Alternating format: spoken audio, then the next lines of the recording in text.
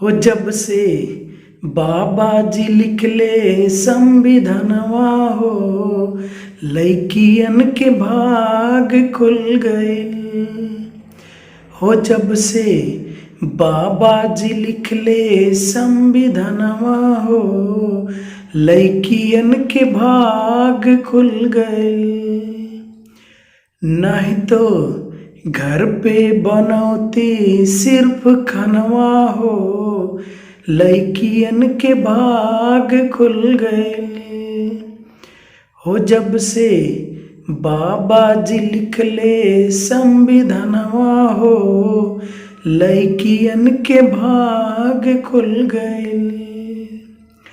चाहे वो जवान रहती, चाहे रहती बच्चा, चाहे साफ सुथरा रहती, चाहे रहती सच्चा, चाहे वो जवान रहती, चाहे रहती बच्चा, चाहे साफ सुथरा रहती, चाहे रहती सच्चा।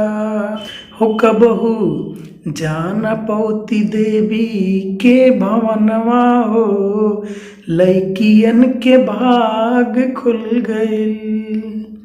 हो जब से बाबा जी लिखले संविधानवा हो, लइकियन के भाग खुल गए।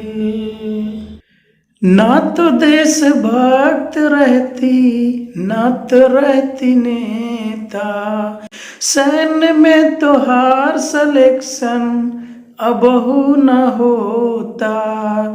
ना तो देशभक्त रहती, ना तो रहती नेता, सैन्य में तो हार सिलेक्शन अबहू न होता। हो कबहू बॉर्डर पे देना पोती जनवा हो, लइकियन के भाग खुल गए।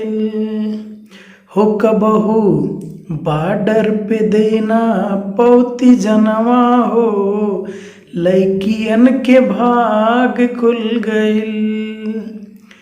हो जब से बाबा जी लिखले संविधानवा हो, लइकियन के भाग खुल गए।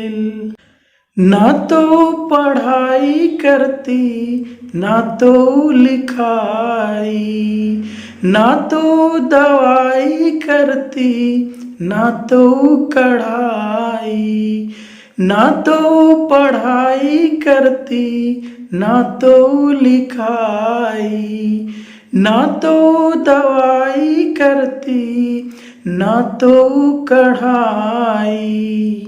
हो कबहू उड़ती न हवा में विमानवा हो, लइकियन के भाग खुल गए। हो कबहू हवा में उड़ती न विमानवा हो, लइकियन के भाग खुल गए। हो जब से बाबा जी लिखले संविधानवा हो, लइकियन के भाग खुल गए।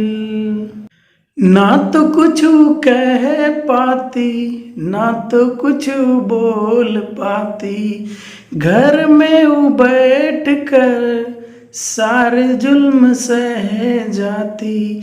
ना तो कुछ कह पाती, ना तो कुछ बोल पाती, घर में वो बैठ के सारे जुल्म सह जाती। हो कबहू जाना पैती देश के सदनवा हो, लइकियन के भाग खुल गए। हो कबहू जाना पैती देश के सदनवा हो, लइकियन के भाग खुल गए। हो जब से बाबा जी लिखले संविधानवा हो, लइकियन के भाग खुल गए।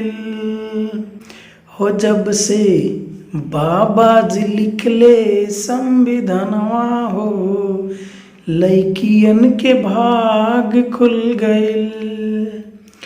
नाही तो घर पे बनौती सिर्फ खनवा हो, लइकियन के भाग खुल गइल। दोस्तों, अगर आप लोग को मेरा ये लोकगीत पसंद आया हो तो प्लीज़ शेयर ज़रूर करना।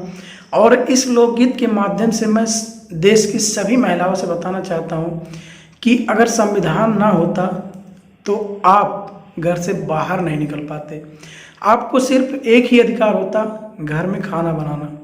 बाकी और कोई भी काम करने का अधिकार नहीं होता अगर संविधान ना होता।